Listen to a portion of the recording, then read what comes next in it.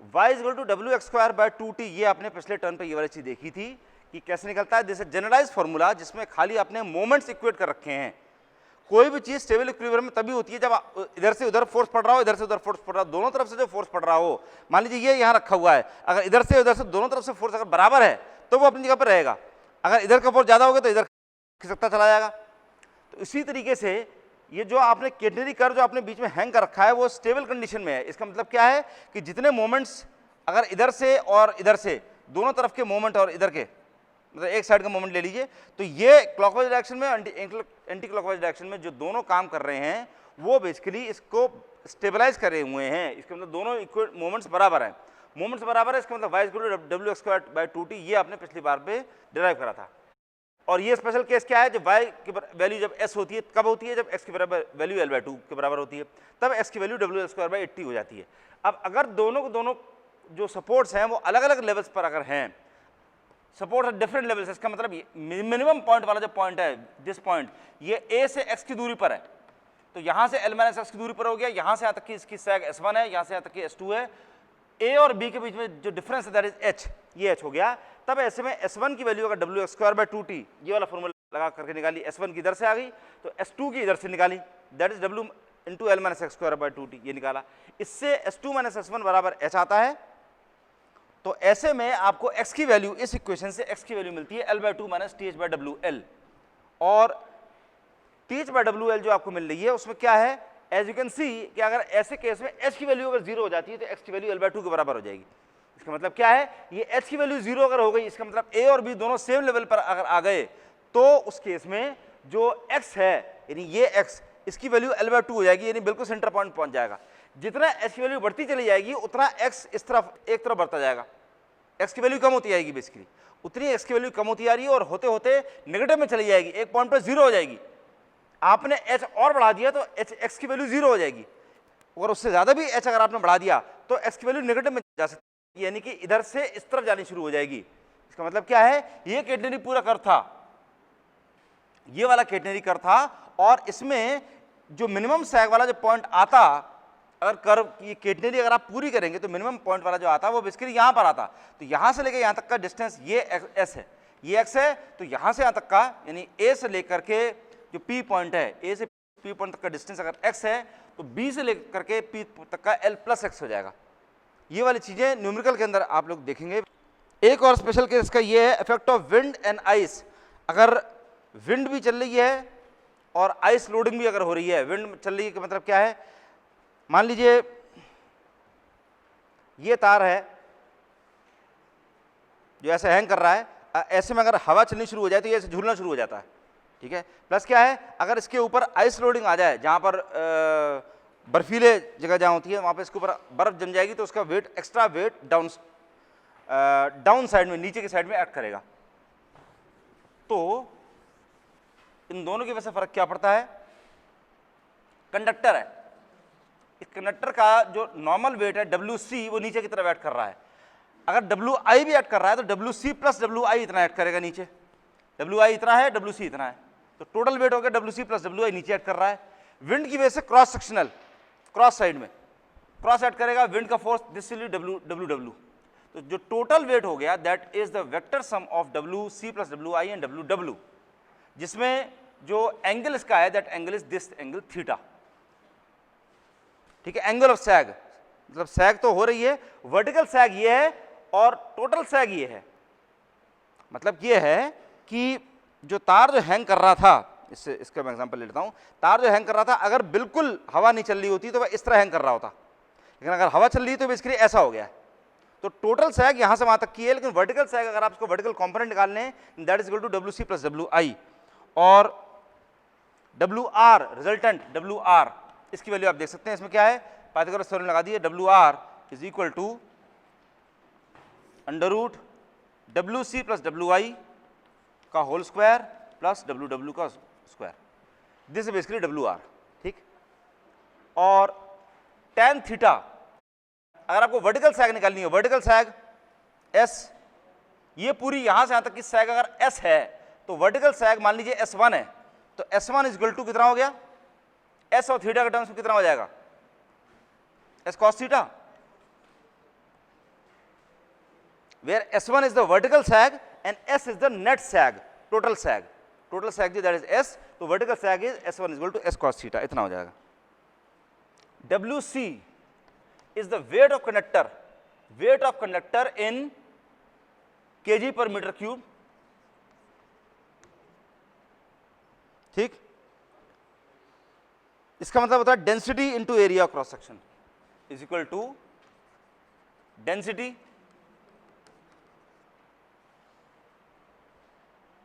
के यूनिट्स क्या होते हैं,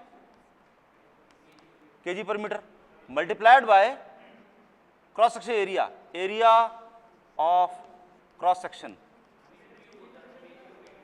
kg per metre cube, sorry, weight of conductor kg per metre, this is in kg per metre ना, this kg per metre, और area cross section this is in metre square, ये हो गया.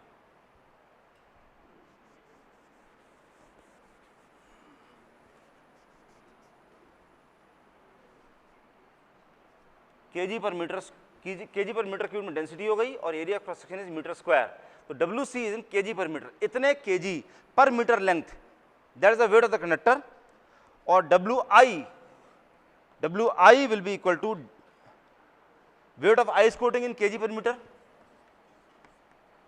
which is equal to density into area cross section, which is equal to density, जो भी value है density of ice जो भी होती है, जो आपको दे रखी होगी 1 पॉइंट समथिंग करके होगी KG per metre cube. Water की डेंसिटी कितनी होती है, वाटर की डेंसिटी 1 होती है, आइस की डेंसिटी थोड़ी सी उससे ज़्यादा होती है. ठीक, इसलिए वो आधी डूबी हुई रहती है, आइस फ्लोट करती है, that's correct, that will be less than 1. हाँ, वो रेशियो जब निकालते हैं डेंसिटी, उसका density of water by density of ice, तब उसकी वैल्यू 1 से ज़्यादा आ जाती है. तो बेसिकली वाटर से कम होती है तभी वो फ्लोट करती रहती है, दैट्स करेक्ट. तो 0.97, 0.92, 0.93 इसके आसपास आ जाएगी, दैट्स करेक्ट. तो डेंसिटी इसकी ये है into area of cross section. Area of cross section में इसके लिए क्या है,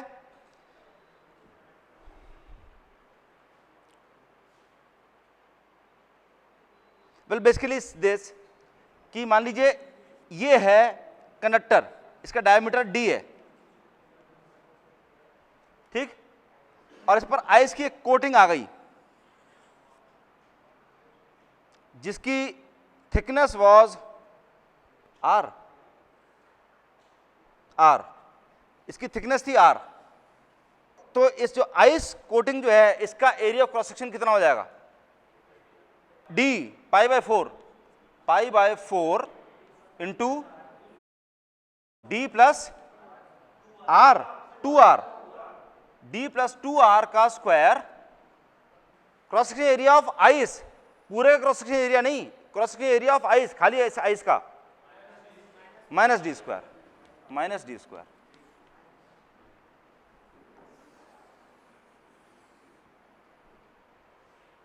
ये हो जाएगा WI. ठीक, और W जो है is wind force in kg per meter length, which is wind pressure per meter square, wind pressure per meter square multiplied by projected area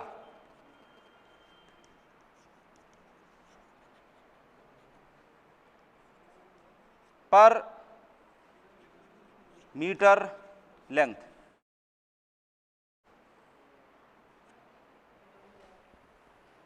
ये हो जाएगी उसकी वैल्यू. बाकी everything else is easy to figure out. S की value is obviously S equal to WR L square by 80.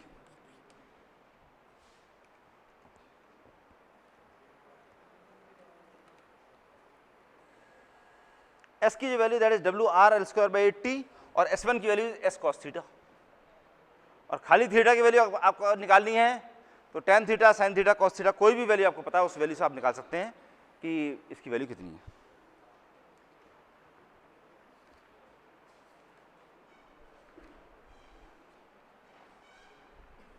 ठीक, this completes the theory of sag.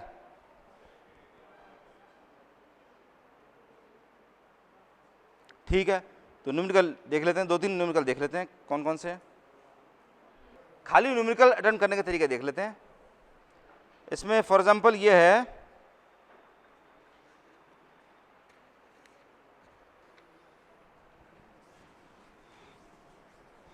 Numerical number 2.2 इसमें दे रखा है,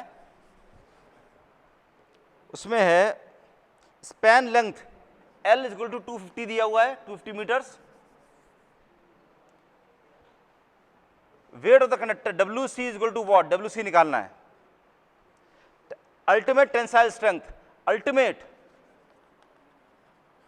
ultimate tension is 5758 kg, S is equal to 1.5 meters, factor of safety is equal to 2।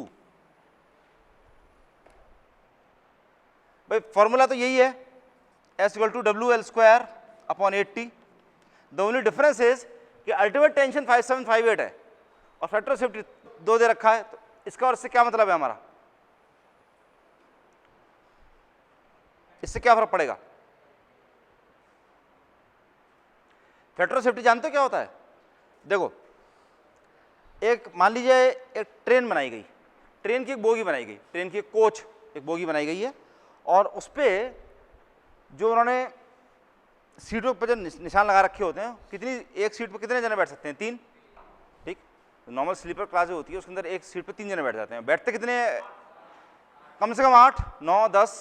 तो point ये है कि अगर एक आदमी का average weight for example 75 kilo या 80 किलो माना जाए, ठीक है, 80 kg मान लेते हैं एक जने का, उसके हिसाब से 80 किलो के हिसाब से अगर आप कैलकुलेशन लगाते हैं और 80 kg एक जने का वेट मान करके एक सीट पे 3 जने बैठने वाले हैं, ये कैलकुलेशन लेकर के अगर आपने पूरी ट्रेन डिजाइन कर दी और उसके बाद उस पर 8 जने बैठ जाएंगे तो क्या होगा? ट्रेन टूट जाएगी। बेसिकली ये वाली चीज होगी। तो करते क्या है कि फैक्टर ऑफ सेफ्टी का मतलब क्या होता है कि वो ये लगाते हैं कि इसमें फैक्टर ऑफ सेफ्टी उसमें लगा दिया for example 4 factor of safety बहुत ज्यादा हो जाता है, 4 लगाया उन्होंने। मतलब क्या है कि 3 के लिए हमने डिजाइन करी है तो 3 मल्टीप्लाइड बाय 4, यानी कि 12 जने इस पे बैठने लायक हों, इतनी मजबूत हमको बनानी पड़ेगी। ये फैक्टर ऑफ सेफ्टी होता है, ठीक। तो फैक्टर ऑफ सेफ्टी वो वाली चीज है, मतलब फॉर एग्जांपल आपने आयरन लिया और आयरन का जो आपने एक बर्थ के लिए जो फॉर एग्जांपल एक रॉड लगाई थी, वो रॉड की मैक्सिमम जो टेंसाइल स्ट्रेंथ थी, मैक्सिमम जिस पॉइंट पर वो रॉड टूट जाएगी या मुड़ जाएगी और मुड़ने के बाद टूट जाएगी, वो थी मान लीजिए 160 किलो थी। तो 160 किलो के हिसाब से वो खाली 2 जनों के काम में आ सकती है। तो आप इसको क्या करेंगे, फैक्टर ऑफ सेफ्टी 2 आपने लगा दिया, तो 160 डिवाइडेड बाय 2 मतलब 80 kg आपने कर दिया। अब आपने कहा कि ये रॉड खाली एक 80 kg के एक आदमी के लिए सूटेड है, वो फैक्टर ऑफ सेफ्टी आपने लगा दिया। समझ गए इसका मतलब? तो वही वाली चीज है। तो आपको ये वाली चीज पता है कि अल्टीमेट टेंशन जो उसके अंदर है, तार के अंदर 5758 kg की अगर टेंशन उसके अंदर आ गई तो तार टूट जाएगा। तो कैलकुलेशंस करते समय आप टी की वैल्यू क्या लेंगे? Divided by 2। दैट्स करेक्ट, बिल्कुल सही बात है। मल्टीप्लाइड बाय 2 नहीं, डिवाइडेड बाय 2। 5758 को 2 से फैक्टर ऑफ सेफ्टी जो है उससे डिवाइड कर दीजिए। अब उसकी वैल्यू जो मिल गई, मान लीजिए 5000 किलो है, तो आपने 5000 kg के बजाय आपने इसको डिवाइड बाय 2 कर दिया और आपको मिल गया 2500 kg। अब आपको यह पता चल रहा है कि वो तार जो है वो 2500 किलो पर ब्रेक कर जाएगा, करने वाला है 5000 kg पर, लेकिन आपने फैक्टर ऑफ सेफ्टी 2 लगा के चले, जिससे कि आपकी कैलकुलेशन, आपके सैग की जो वैल्यूज हैं ये सारी एक्सेस में निकल के आए, जिससे कि तार कभी टूटने ना पाए। 2500 किलो जो भी दिस डिवाइडेड बाय 2 जब करेंगे, जो वैल्यू आएगी, this is the value of T. इस टी को यूज करके और एस यूज करके वेट ऑफ द कंडक्टर आपको निकालना है। कर सकते हैं सब लोग इस चीज को? सिंपल फॉर्मूला का एप्लीकेशन है और कुछ खास नहीं है। और देख लेते हैं। Overhead line has a span length of L दे रखा है, मतलब 150 मीटर दे रखा है। लेवल सपोर्ट्स हैं, दोनों सपोर्ट बराबर लेवल पर हैं। कंडक्टर डायमीटर, कंडक्टर का डायमीटर यानी कि डी कर देते हैं, डी दे रखा है और वेट WC दिया हुआ है। अलाउबल टेंशन दे रखी है। सैग निकालनी है। विंड प्रेशर, विंड का जो प्रेशर है वो दिया हुआ है। That's all. और निकालनी है सैग इक्वल टू व्हाट,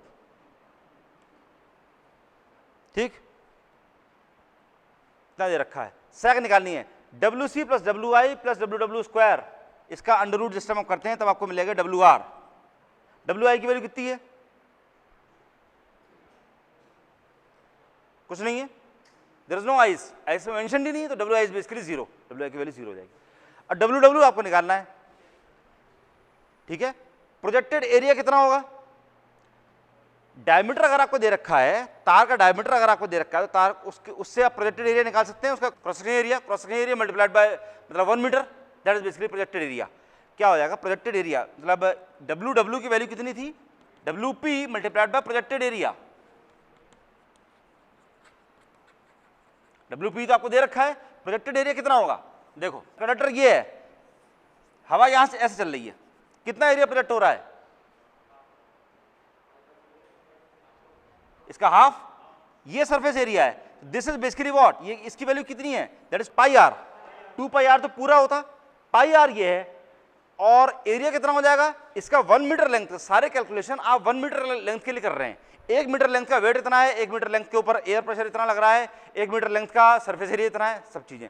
तो इतना एरिया, इतना लंबाई मल्टीप्लाइड बाय 1 मीटर, इतनी थिकनेस और width multiplied by 1 metre length, इतना 1 मीटर तार के ऊपर इतना एरिया उसका प्रोजेक्ट हो रहा है। ये चीज खाली आपको निकालनी है। तो this multiplied by 1 metre is basically that gives you the value for projected area पर इन मीटर स्क्वायर। वो चीज, इससे आपको डब्ल्यू की वैल्यू निकाल लेनी है। डब्ल्यू अगर मिल गया, टी पता है, एल पता, क्या चाहिए? डब्ल्यू है, डब्ल्यू मिल गया। यहां पर आपको यूज करना है W R L square, L पता है आपको, डब्ल्यू आर पता चल गया, डब्ल्यू डब्ल्यू और डब्ल्यू सी से पता चल गया, और 8 टी, टी दे रखा है, निकाल सकते हैं सब लोग इस तरीके के। Calculate the maximum sag copper conductor 7 by 0.259 centimetre size, 7 by 0.259 centimetre size, ये क्या है? 7 by 0.295 centimetre size. Area, cross section area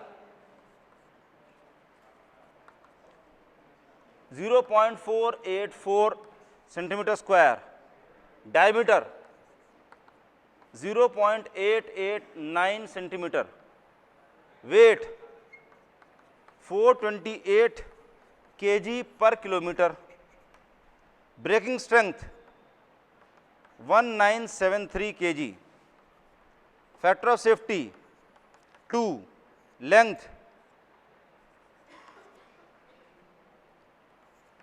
200 meters, level supports, wind pressure 38 kg per meter square, thickness of ice, ice की thickness यानी कि R 1.2 centimeter, 1 cubic meter of ice weighs 913.5 kg, इसका मतलब density basically इसकी दे रखी है, density of ice, density of ice is equal to 0.9135 kg per metre, इतना दे रखा है। निकालना क्या है? Sag, maximum sag total and vertical, total और वर्टिकल दोनों तरह की सैग इसके अंदर निकालनी है। So sag is basically S cos theta और W R equal to W C plus W I plus W W square.